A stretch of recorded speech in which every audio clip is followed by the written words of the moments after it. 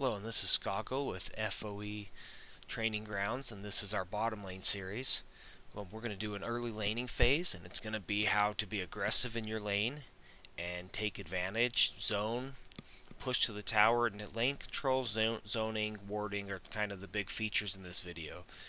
We're featuring Draven and Taric versus Sivir and Janna. Draven has Flash Ignite, as does Sivir, and Taric has Flash Exhaust, as does Janna. So here what you're seeing is they picked up Golems to start the game to get that little bit of an XP lead. And then after they pick up Golems, they're going to go ahead and push this lane out pretty hard. Taric's going to ward the river over by Dragon. That blocks off the ramp down to the brush, that they can't even get to the brush if they're paying attention to the map. And it's going to block off a route directly through the river. What Riven has is she can go through the Wraith camp ramp and around to the tri-brush. But this early in the game, that is very hard to pull off. It's not done often, and you're fairly safe with this ward. I can't say you're always safe, but it's fairly safe. They're able to get to the tower and just keep their harass down on Sivir. They're going to just keep pushing, get it to the tower. If you get it to the tower, the lane can reset. She can't really tank the creeps at level 2, so she can't stop you and freeze you there, and you can get it to the tower. There's Riven. They spot her in the ward. They back off. Riven knows they're there, and Riven knows that she can't gank through the river right now, or they're just going to back off. And that's a sign that you can be a little more aggressive in your lane, because you know that the jungler knows that it's not going to be an easy gank. Might have to come through the lane, but when it's pushed to the tower, she can't get into that brush. So the lane's pushing back and resetting because he got it to the tower. And he's able to keep the harass on Sivir and just keep poking her down, keeping her zoned. He's already getting a little bit of a lead in CS. I know it doesn't seem like much because it's just 7, but that is really early in. He's also made her burn all her pots. She has no pots left. He still has one. So now he can just last hit, freeze the lane. He can do so much to just keep his early advantage. And this is a style that can be used and to get you ahead. You can get up in gold, you can get up in experience. It's just a lot of things you can do here. All it's going to take is Taric to land one stun, and watch the damage that can come out from Draven here. You'll notice she had a little bit of life left and dies. The reason for that is Draven's passive. So when you're playing against Draven, understand that if he lands that throwing axe on you, that you're going to have a dot effect, which is damage over time. So he's going to go ahead and be able to just land this one stun from Taric, and they're just going to be able to jump all over her. And that's enough to pick up a kill. He saves his ignite, he saves his flash, and that's going to come in very handy for future fighting if you don't use your summoner spells and get the kill. Here Draven does something I really like. He pushes the lane hard. He doesn't just last hit. And he gets it to the tower, trying to deny Sivir more farm, trying to deny her experience if she's not there in the tower kill stuff. And he's up 20 CS before she can really get back and get this off her tower. Now he's up a Doran's Blade and a Vamp Scepter and items by being aggressive. He's able to get the kill, he's able to get a level advantage, he's able to really poke her. It's almost just every time he's waiting on that shield, even if the shield's there, he doesn't care, he goes for it. And when I talked about that ignite earlier, check it out now.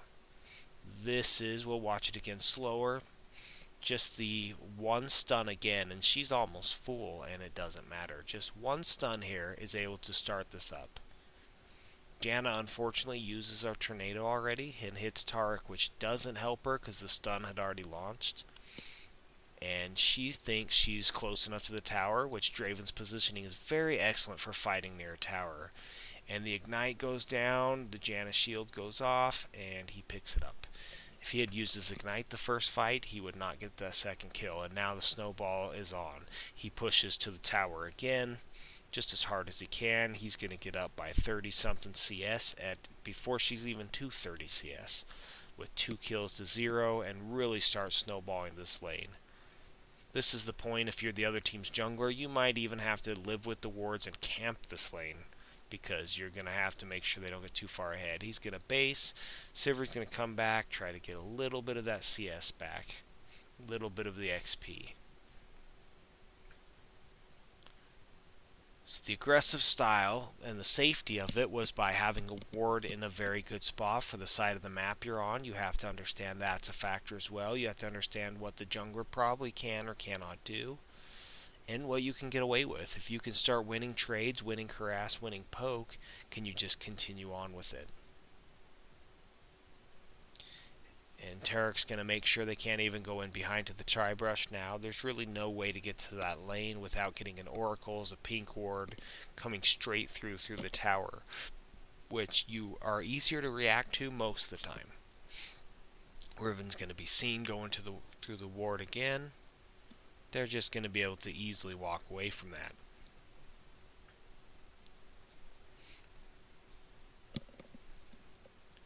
So Draven is up by 34 CS, or is that 24? 24 CS, and 2 kills. That's quite an advantage in a lane. And here's a gank straight on, and like I said, it's really not as hard to walk away from. Now Tarek makes a heads-up play here, and realizes that if Draven takes too much damage from this, he's just going to stop Riven from using the full combo with the stun. And that's going to allow Draven to stay in the lane, and he's just going to lifesteal his way right back on up. So that gank didn't do a whole lot. They saw Riven through the ward, so she's probably camping that bottom brush. At least you've got to be aware that she went to that bottom brush. Janna backs out of it, but because Riven's here, Draven does something really cool. He goes and checks with the skill shot the brush for Tarek, so that Tarek can safely enter it. Because you don't want to just get your lead abolished because you went and face checked a brush where their jungler was likely at. So now Riven's wasted a little bit of time. They're up by 33 CS and counting, and they're able to push this back out a little bit.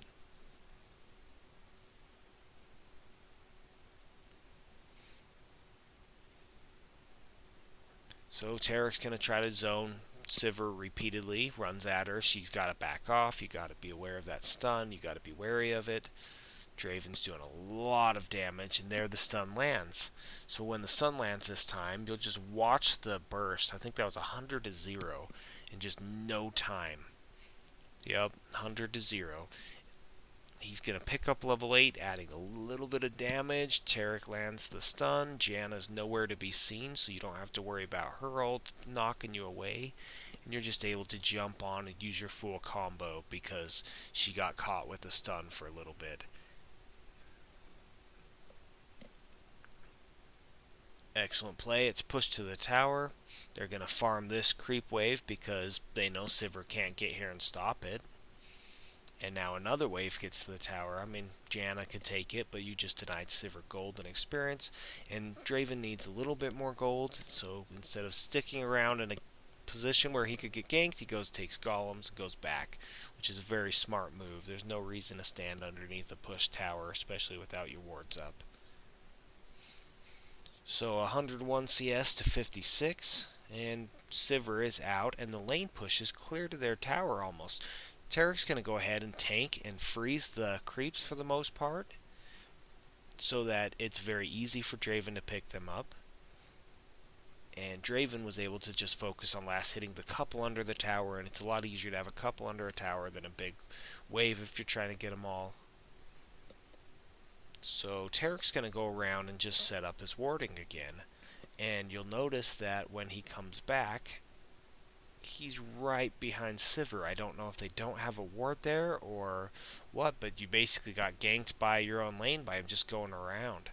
Even through the Janna ult, the range on that Draven ult is just so strong that Sivir can just get bursted again. And my only criticism here is you've already been burst down near your tower a few times. Why would you want to be this extended in the lane? I know you think you need to get some CS, but it's not safe to go out. The only good thing for Sivir here is she's just not worth as much gold. So this kill right here only gives 170 and 99, not the 300 and 175 you can see out of a fresh kill that hasn't been killed a lot. So that's the only saving grace for that. They go ahead and push out the lane again and just continue on the snowball. they go ahead and take that tower, and Draven does carry this game. Anyways, thanks for watching. This was our bottom lane series and an aggressive bot lane from Draven.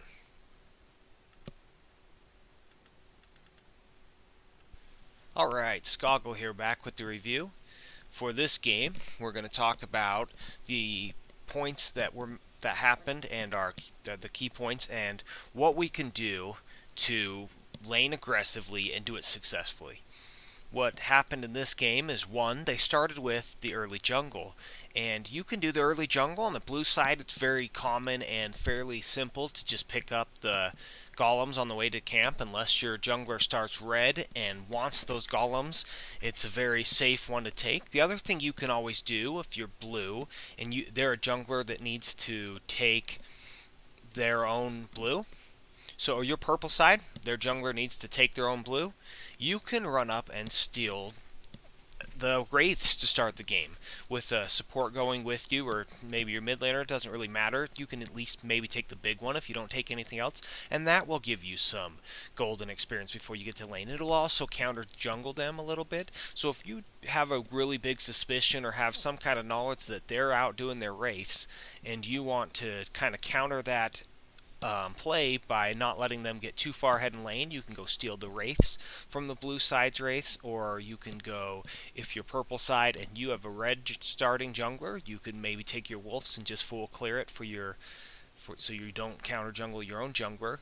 There's just different ways to do this, different things you can do to make it work so that it's not just blue side gets golems and you lose out if you're purple side. There's a lot of plays that can be made. Also, when you can go in there and steal their wraith camp from purple side, you can have your support go with you and drop a ward there, and you have that wraith camp's the most done jungle camp, so you have gain a lot of insight and knowledge to what they're doing.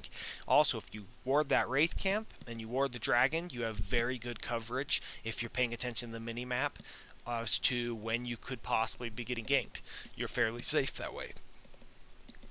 Number 2, we're going to talk about the Dragon Ward. The Dragon Ward blocks the ramp, so it either protects your jungle if you're purple side from getting invaded through that ramp, or them going behind you to come through behind your tower to come kill you, or it keeps a lot of vision out, an extended vision on the river, so that they can't get to that brush and attack really fast before you have a chance to respond.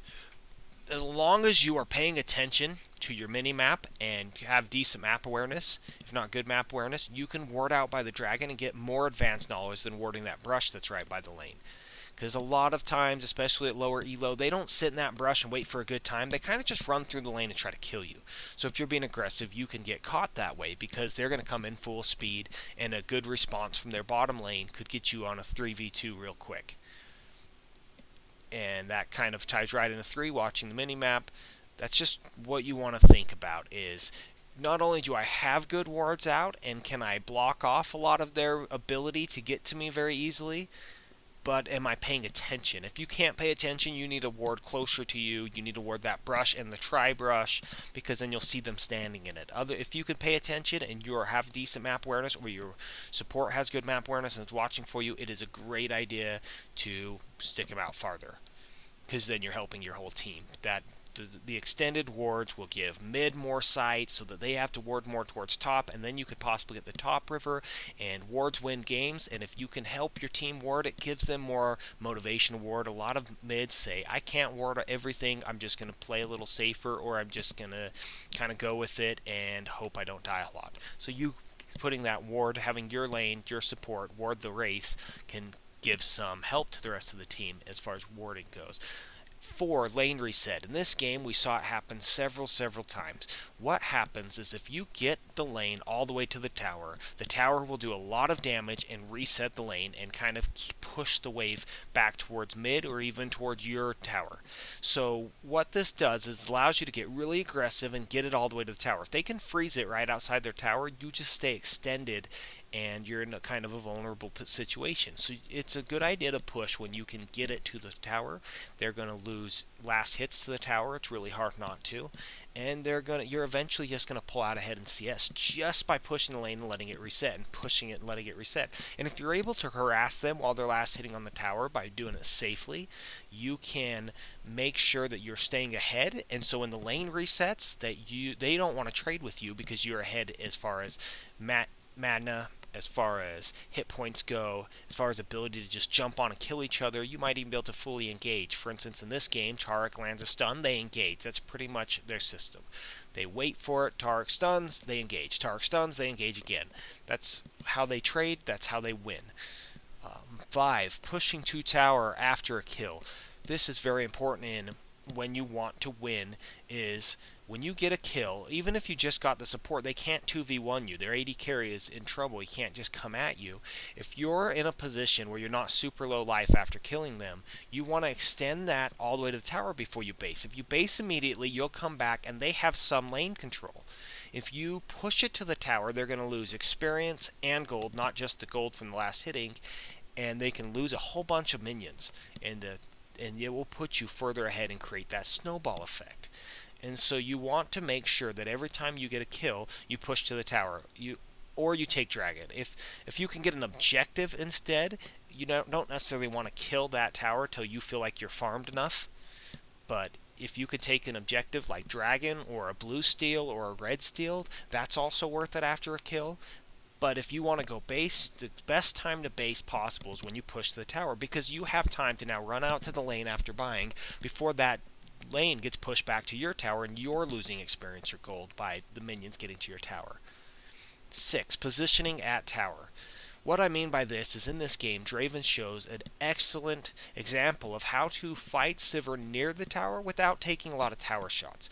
He was able to stand in the most forward position possible without extending into tower shot range, and was able to fight and deal a lot of damage to Sivir, so that when he dove Sivir, he really took 1, maybe 2 tower hits, if any, compared to if he would have fought a little more out of position, he might have been on his 3rd or 4th tower hit.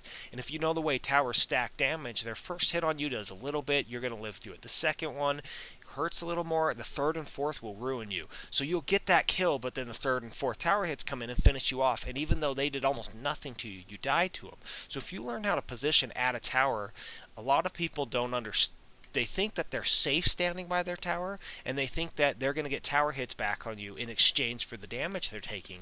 And if you position really well, you can take it so that you get free hits on them before any of those tower hits start coming. They have to almost stand behind the tower if you understand where to stand when you're harassing at tower or fighting at tower. 7. Keep them zoned. Once the snowball is on, the way to extend and keep the snowball is to constantly run at them. In this case, you have a Taric stun. They're now terrified of it. That Taric stun, and they could just be fully bursted.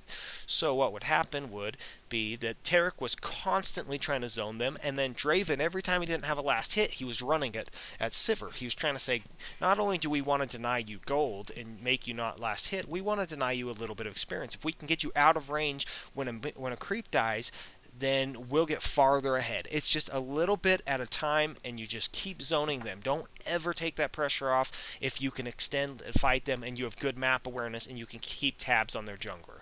You don't want to do it if you can't make sure you're not getting ganked by mid or jungle, or if you can't just fight them. If you know that if they fight you, you can kill them, then just zone them all day. Don't let up on that pressure. 8. Know your burst. And what I mean by this is know your champion. If you don't know your champion, it's hard to know how much damage you can do and how much damage you can do as a tandem, and you don't know when to do enough damage and back off. In the case of this particular Draven, I think he's 2300 something elo, and he knows Draven. He just knows him inside and out, and he knew exactly how much damage he was going to do and what it took to get the kills. So he wasn't just blindly running saying, I hope he doesn't get the tower. They knew their burst. Taric would go do enough and then kind of back off, and he'd do enough, and they knew when to not tower dive. And that just comes with experience of your champion and knowing, hey, how much damage do I do? And different champions do different amounts of damage at different points of the game with different items. So you just kind of have to get a feel for when I am Draven, with these items, how much do I do and how quickly. Moving on to 9, freeze minions. What this means is, in their case, they were constantly aggressively pushing the lane, but in Tarek went and takes the minions and tanks the wave and starts hitting the full life ones and getting them low, but making sure that the minions can never get to the tower to reset the lane. It gives them lane control. They can now choose to hold the lane there and make Sivir come out of the safety of her tower. It also keeps the tower from destroying those minions so that Draven missed his last hits. So what you do by freezing the lane is the couple that went through, Draven was able to focus on and not have a big wave he had to worry about and where was the tower shooting next. Sometimes it shoots at one that's going to get it before you can kill it, and it's just, you can't get them all every time when you're at tower. But when you have your support or even yourself grabbing those minions, you can make sure that they don't get killed by the tower. And then it gives you lane control once again. It's just, if you can dominate and they cannot come punish you for freezing the lane, freeze the lane. Don't let it get to your tower ever. And finally, let's end with our bonus. And our bonus is just a little something I wanted to add in just to this one because I didn't do this video the style I want to be doing my videos, and that is stopping and showing what runes and masteries are being used or likely being used. When you click on them, you can get a lot of information. Just look at their AD, look at their armor, look at their magic resist, try to figure out what they're doing and what their goals are. You can learn a lot by clicking on them and finding out. In this instance, Draven only had 54 attack damage at level 1. The way he was just jumping all over Sivir, you might have guessed that he had 80 attack damage. And that would be from running runes and masteries, all AD, as much AD as you can stack that way. You can get a decent number, 75 to 80, depending on the champion, depending on how far you take it. But in this game, Draven had 54, and he ran armor pen marks and armor pen quints. What this does is Sivir runs at about 30 armor is what you're going to figure going into a game. So if you have 25 armor pen and they have 30 armor, they only have 5 armor left. So that is going to negate almost none of the damage you do. So your skill shots are going to hurt because that armor pen's going to kick in. They're going to take so much damage from auto attacks and from skill shots, and the creeps will have no armor. So you're going to last hit those. For instance, the golems they took, he was doing a lot more damage with the armor pen than he would have with the 15 AD.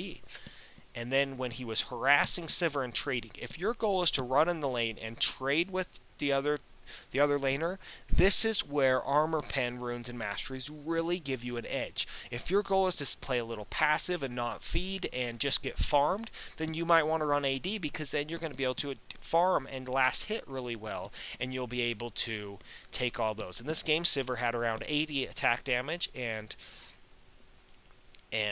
Draven had 54. So if you think about just that number, Sivir's ahead, but her goal was to last hit and farm and play passive with 80 attack damage.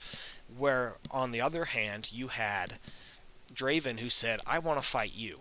If you look at them and you click on the 80 carry and they don't have at least 60 to 70 or more attack damage, and they start playing aggressive, they have armor pen. Either build a Wriggles, even though it's not as popular anymore, grab a chainmail just so you can live, get some hit point, do something, or else you are just going to take basically true damage from him the whole laning phase, and it's going to hurt.